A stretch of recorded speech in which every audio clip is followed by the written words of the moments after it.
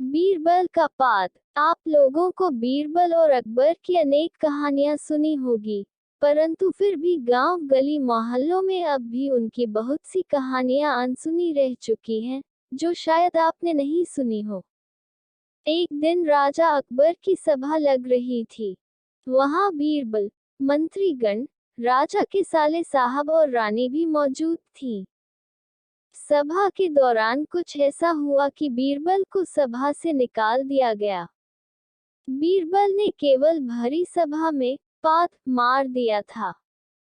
पात ने इतना शोर कर दिया कि भरी सभा में सन्नाटा छा गया। राजा को उनकी पत्नी और साले साहब ने इतना भड़काया कि राजा को अपने उदास मन से बीरबल को सभा छोड़ने का आदेश देना पड़ा। बीरबल को अब महल से निकाल दिया गया था, तो उसने अपनी जगह पर खेती करने की सोची। ठंड का मौसम था, तो बीरबल ने सरसों की खेती की। ठंड के मौसम में ओस की बूंद सरसों की छोटी छोटी हरी पत्तियों पर ऐसे चमक रही थी, मानो जैसे कोई मोती हो। राजा अकबर सुबह अपने घोड़े से वहां से गुजर रहे थे कि उन्हें बीरबल दिखाई दिया। वे बीरबल से पूछने लगे कि आजकल क्या कर रहे हो।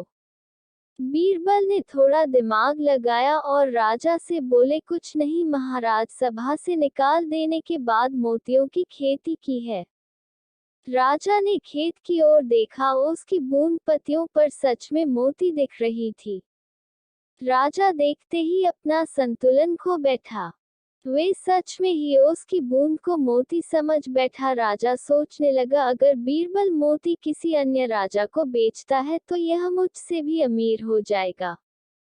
राजा ने बीरबल से कहा, बीरबल, ये मोती तुम मुझे बेच देना। बीरबल ने हाँ कर दिया। लेकिन राजा को इतने सारे मोती देखकर कहाँ नींद आने वाली थी।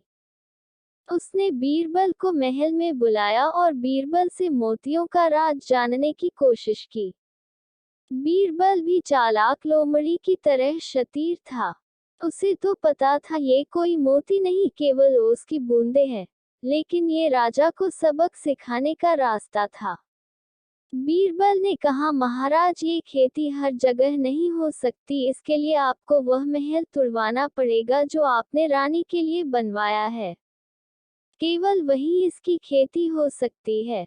राजा ने सोचा कि इतने सारे मोतियों में तो रानी के लिए बाद में 10 महल बनवा दूंगा। राजा ने हाँ कर दिया। अगले ही दिन महल को तुड़वा दिया गया, मिट्टी को एकदम उपजाऊ किया गया। बीरबल ने खेती शुरू कर दी और थोड़े दिन बाद ही खेती की कटाई का आदेश दिया। जैसे ही सरसों की पत्तियां थोड़ी बड़ी हुई, उसकी बूंद जमना शुरू हो गई। राजा अकबर अत्यधिक प्रसन्न हो गए। जब कटाई के लिए बीरबल को बुलाया गया तो वहां पूरा गांव ही मौजूद था। बीरबल राजा से कहते हैं, महाराज, अब आप एक मोती तोड़ सकते हैं। जैसे ही अकबर एक मोती तोड़ने के लिए हाथ आगे बढ़ाते हैं, बीरबल उन्हें रोक देते हैं और कहते हैं, महाराज क्षमा करें, किंतु आप ये मोती तभी तोड़ सकते हैं अगर आपने आज तक पात न मारा हो, वरना ये मोती पानी की बूंद बन जाएगा। राजा हैरान हो गए और अपना हाथ पीछे कर लिया।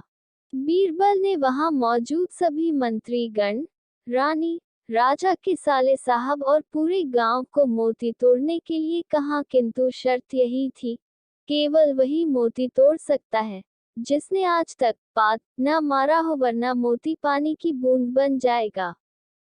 इतनी भीड़ में किसी की भी हिम्मत नहीं हुई कि कोई मोती तोड़ सके।